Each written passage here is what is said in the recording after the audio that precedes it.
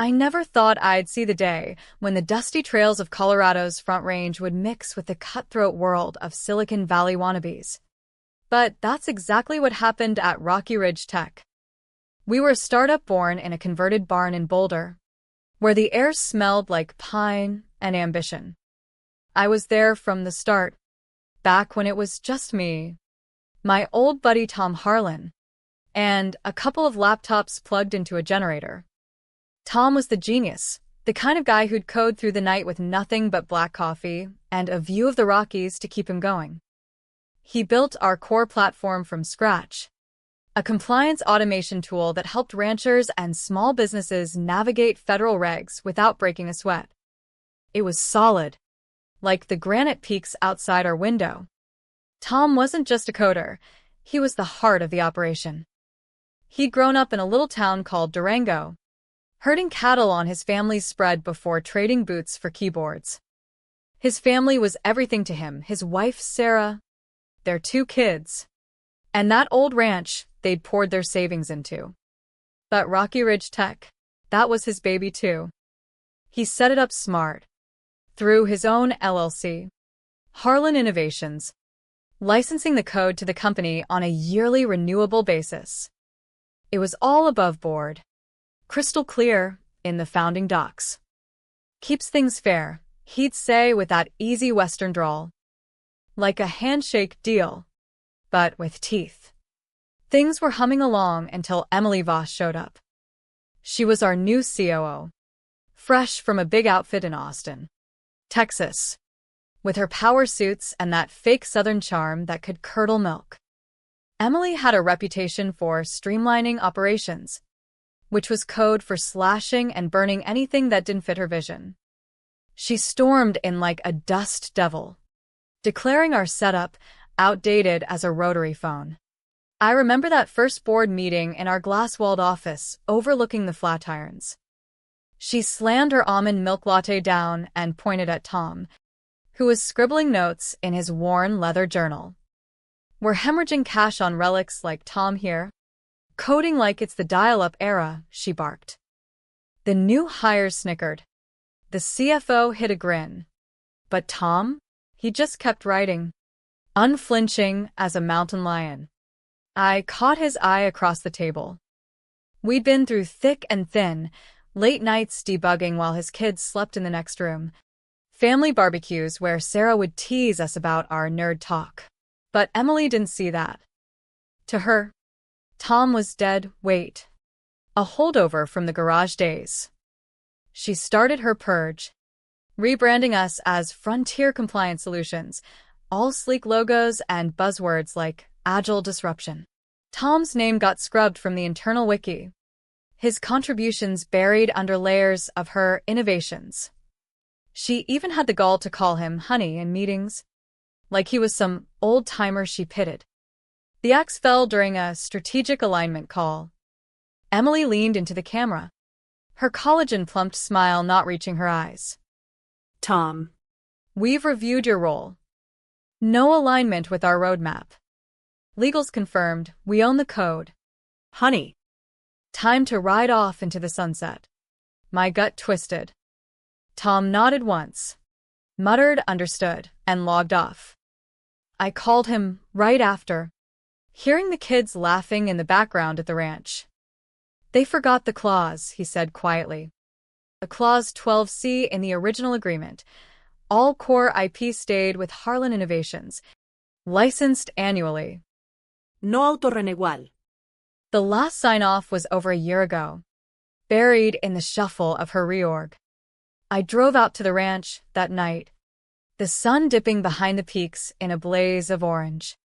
Tom was in his workshop, an old shed-turned-home office, surrounded by family photos and dusty servers. He pulled up the docs on his ancient desktop. "Clock's ticking," he said, showing the expiration log. 14 days post-lapse. And the system would start flagging unlicensed access. It wasn't malice, it was built in, like a fail-safe on a rifle. Emily thought she'd won, but she'd just pulled the pin on her own grenade. As I left, stars blanketing the sky, I wondered how long until the fallout hit. The next weeks were a whirlwind. Emily announced her Phoenix initiative, gutting half the team and merging departments. My role shifted to compliance liaison, whatever that meant. Tom's office was cleared out overnight. His profile deleted like he'd never existed. But I noticed the whispers in the break room, engineers muttering about odd pings in the back end. Heartbeat checks failing, one said. I kept quiet, but my mind raced. Tom's code wasn't just lines, it was a fortress, with validation nodes that required his LLC's active key. Without renewal, it had locked down like a vault. One evening, as I hiked a trail near the office, my phone buzzed. It was Tom. They're pitching to investors tomorrow, using my blueprints without credit. His voice was steady, but I heard the hurt, the years of sweat equity erased. The investors were from Peak Ventures, a Denver firm known for thorough due diligence. Emily's deck was glossy, full of charts claiming proprietary tech built for the frontier. No mention of Tom. I leaked a tip anonymously through a burner email, attaching the original clause. Not out of spite, but fairness. In the West, you don't steal a man's water rights and call it progress. The meeting went south fast. Peak's lead counsel, a sharp woman named Laura Kane, drilled into IP custody. Full trail. Please. Ownership docs from day one. Emily waved it off. All ours. Fully assigned. But Laura's eyes narrowed. By afternoon, they'd requested a private sit-down with Tom. He met them at a neutral spot, a coffee shop in downtown Boulder. Mountains framing the window. No drama. Just facts. License expired, he said, sliding over the papers. Laura's face hardened. They're selling vaporware. Back at the office, Emily was oblivious, high-fiving the team over imminent funding. But the emails from Peak slowed to a trickle. Legal started sweating, scheduling emergency audits. I overheard the CFO in the hallway. We never renewed? How the hell did that slip? It was the first crack in the facade. Tom wasn't out for blood. He just wanted what was his. But as the system glitches mounted, dashboards flickering, client logs vanishing, I knew the real storm was brewing. And in the quiet of his ranch, Tom held the reins, waiting for them to realize the cost of forgetting where they came from. The glitches started small, like pebbles before an avalanche. One morning, a major client, a cattle cooperative in Wyoming, called in frantic. Their compliance dashboard wouldn't load, spitting out unauthorized access errors. I fielded the call, my heart pounding. It's a temporary hiccup, I lied, knowing full well it was the license heartbeat failing. Tom's code had safeguards baked in, compliant with U.S.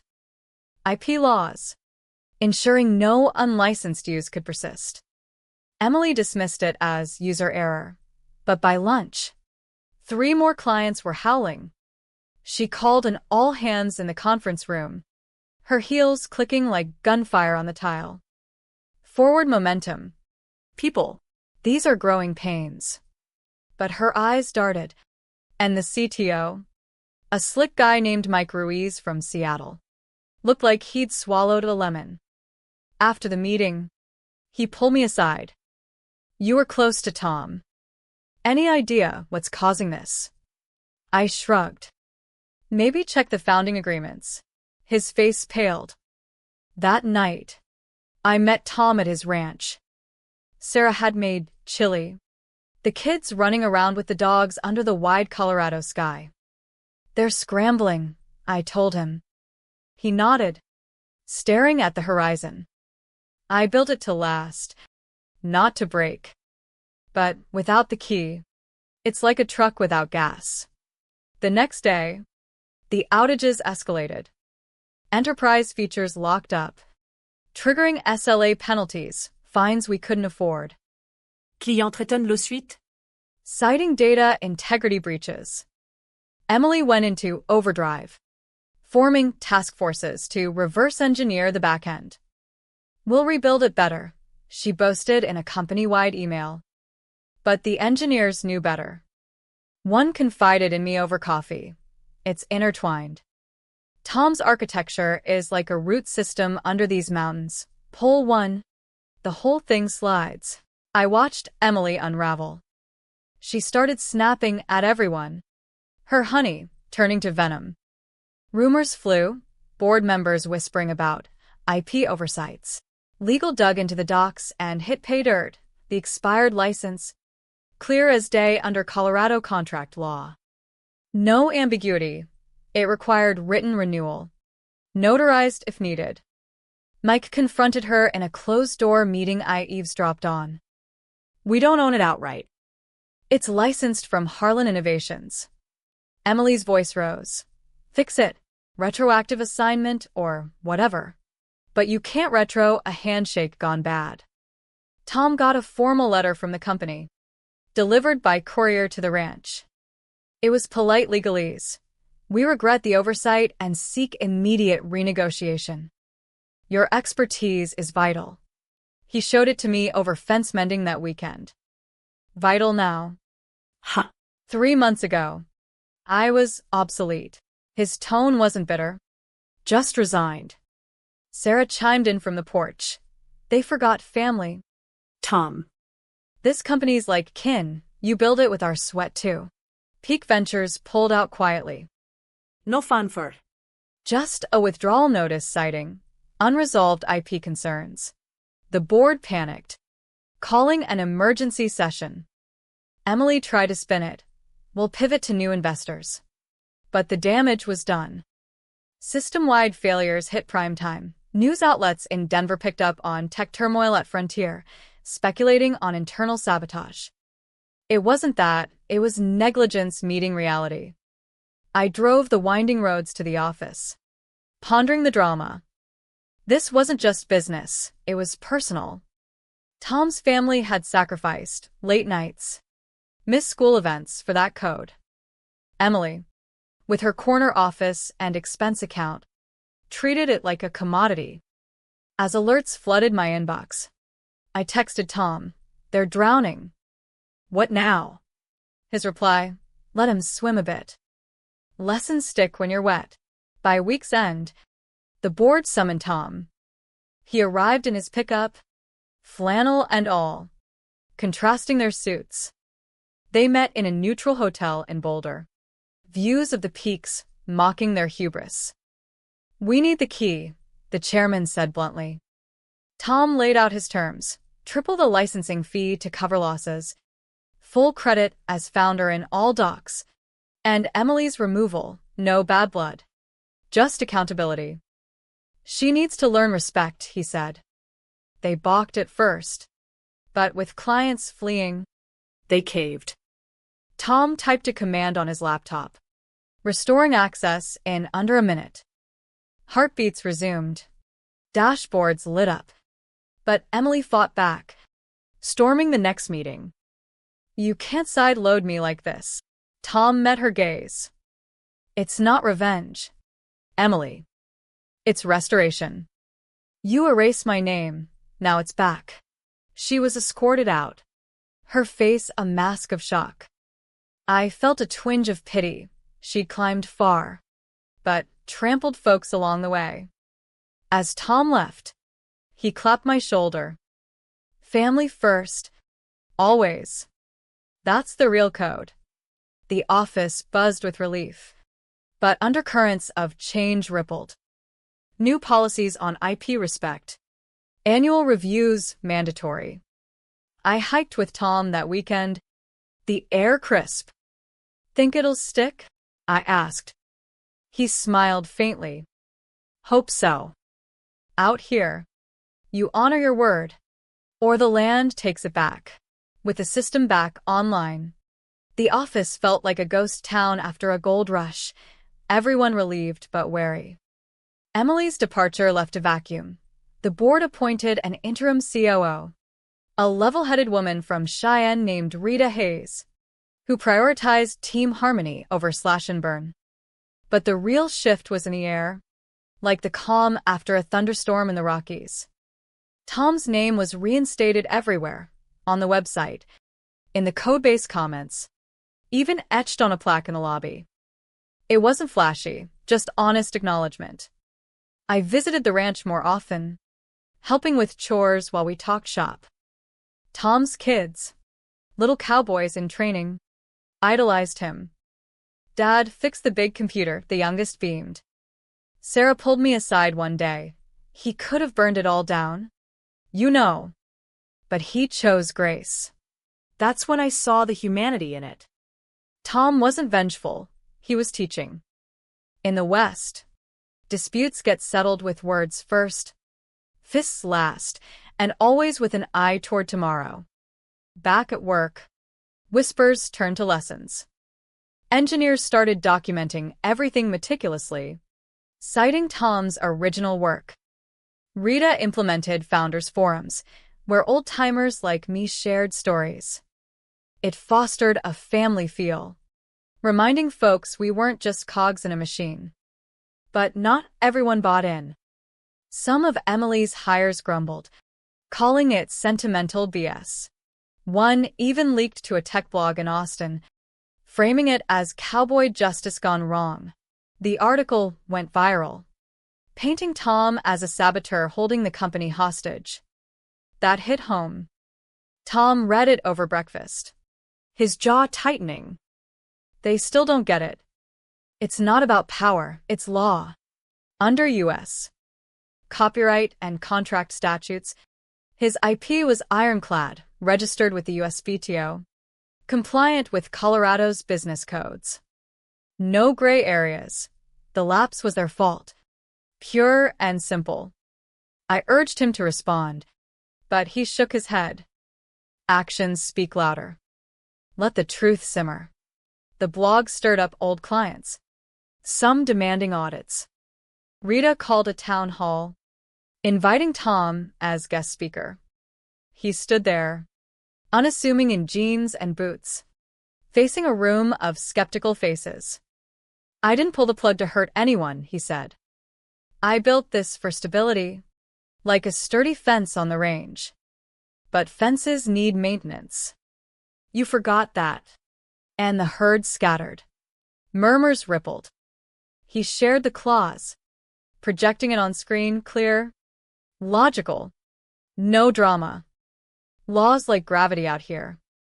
Ignore it, and you fall. Questions flew. Why not auto-renew? Tom explained, keeps accountability. Like renewing a lease on land, ensures mutual respect. A young dev asked, "Felt good getting even?" Tom paused. "Not even. Felt right. My family's tied to this. Erasing me erased them too." The room softened. Rita wrapped up, "Lesson learned. Honor your roots." But drama lingered. Emily surfaced on LinkedIn, posting cryptic rants about toxic legacies. It fueled a mini-scandal, with reporters sniffing around Boulder. One cornered me at a local diner. Was it revenge? I kept it straight. Nah. Just enforcing a contract. Like suing over a bad land deal. Fair play. Tom stayed above it, focusing on family. We went fishing in the Arkansas River, lines bobbing in the current. "Think I overdid it?" he asked. I shook my head. Nah. "You gave Em a wake-up call without the fire." Peak Ventures circled back, impressed by the resolution. "Shows integrity," Laura told Tom in a call. They offered a partnership, licensing his tech exclusively, with him consulting. He mulled it over with Sarah. "Could secure the ranch," she said. He agreed. But on terms, family time protected. Norilokating. It was a win-win, blending Western values with business smarts. As fall colors painted the mountains, the company stabilized. Revenue ticked up. Morale too. I organized a company picnic at Chautauqua Park. Families invited. Tom's clan mingled with ours. Kids playing tag amid the pines. Rita toasted to roots and renewal. Tom clinked his bottle. And to remembering where you came from. It felt like closure. But I sensed more layers, Trin-Tam elements bubbling under. Who leaked the blog? Was Emily plotting a comeback? But for now, Peace reigned.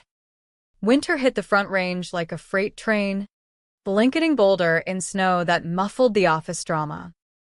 But under the quiet, tension simmered. Emily hadn't vanished.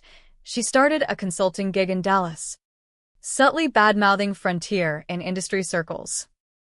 Legacy tyrants, she'd tweet, veiled enough to avoid libel, but sharp as a barbed wire fence. It stirred doubt among partners, some pausing renewals. Rita tasked me with damage control, digging into the leaks. It felt like a small-town mystery, Trin-Tam in flannel. I traced the blog tip to an IP in the office, leading to a disgruntled dev Emily had mentored. Confronted, he confessed. She promised references. We let him go quietly. No charges. Colorado's at-will employment made it clean. But it highlighted the human cost. Loyalty fractured like ice on a pond. Tom got wind and called. Let it go. She's hurting. Lashing out. His empathy surprised me. But she nearly tanked us. I protested. He chuckled. Out here, even coyotes get a second chance if they learn. We met at a brew pub, fire crackling. He shared his side. Growing up, his dad lost the family ranch to a shady deal. Taught me to build safeguards, but also forgive. It added depth, dramagia den woven in. Sarah's influence too. Revenge poisons the well. Better to purify it. Inspired, Tom proposed a mediation with Emily. Neutral ground in Denver. The board agreed, seeing PR gold. They met at a law firm. Snowy peaks visible. Emily arrived defensive, arms crossed. What? Gloat. Tom shook his head. Talk. Clear the air. Over coffee. Truth spilled. She admitted overlooking the clause in her rush to modernize. I saw you as outdated, she confessed. Tom nodded. And I saw you as a threat to my family's legacy. They dissected the fallout, lost jobs, strained trusts. Emily softened. I have a family too. This hit hard. No grand apologies, just understanding. They drafted an addendum. Ongoing credit for Tom. Consulting role for Emily on non-core projects. Lawfully binding. With arbitration clauses per Colorado statutes. It wasn't payback, it was bridge building. News spread. Turning scandal to success story. Frontier forges ahead with unity, headlines read. Personally, it healed rifts. I hosted a family dinner at my place. Tom and Sarah bringing pie. We laughed over old stories, kids building snowmen outside. Feels like kin again, Sarah said. The company thrived, expanding to help more Western businesses, ranches complying with EPA rules, miners with safety regs. Tom's code evolved, with input from all. But a twist emerged. During mediation, Emily revealed she'd found a loophole in an old subcontract. Could have sued, she said. Tom smiled. But you didn't. That's progress. It underscored the Trin-Tam thrill, hidden clauses like buried treasure. As spring thawed the land, I reflected on the journey. From betrayal to balance. It was a tale of heart over hustle. Tom taught us. In the vast West, space exists for redemption. Spring bloomed across the Rockies, wildflowers dotting the trails like confetti after a storm. At Frontier, the air was fresh, literally and figuratively. With the new agreement in place, Emily consulted remotely, her insights sharpening our edge without the old toxicity. Tom's family visited the office, Sarah leading a work-life balance workshop, drawing from ranch life, like rotating pastures, rest one field. It yields better. The board formalized lessons, mandatory IP training, annual founder acknowledgements. It fostered a culture of respect, reducing turnover. Clients returned stronger, praising our authentic Western grit.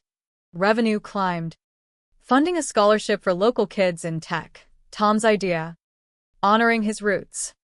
But the real heart lay in the personal. Tom and I hiked Long's Peak one dawn, mist rising like ghosts of past conflicts. Worth it? I asked. He paused at the summit, wind whipping. Yeah. Taught me, and them, that true strength is in lifting others up, not pushing them down. His eyes softened. Family's the anchor. Without Sarah and the kids, I'd have walked away bitter. Emily reached out too, inviting us to her Dallas spread for a barbecue. We went. Families mingling under Texas stars. No grudges, just stories swapped like trading posts. I learned humility, she admitted over ribs. Out west, ego gets you lost in the desert. It sealed the circle, drama resolved with humanity. Back home, Tom expanded the ranch, using licensing fees for sustainable upgrades. His kids coded simple apps, blending heritage with future. The story became legend in Boulder tech circles, the Harlan Clause, a reminder to read fine print and honor creators. In the end, it wasn't about revenge, but renewal. We all emerged wiser, bonds stronger. As the sun set over the peaks, I realized the lesson. In life's vast landscape, forgiveness carves the deepest canyons, turning scars into stories worth telling.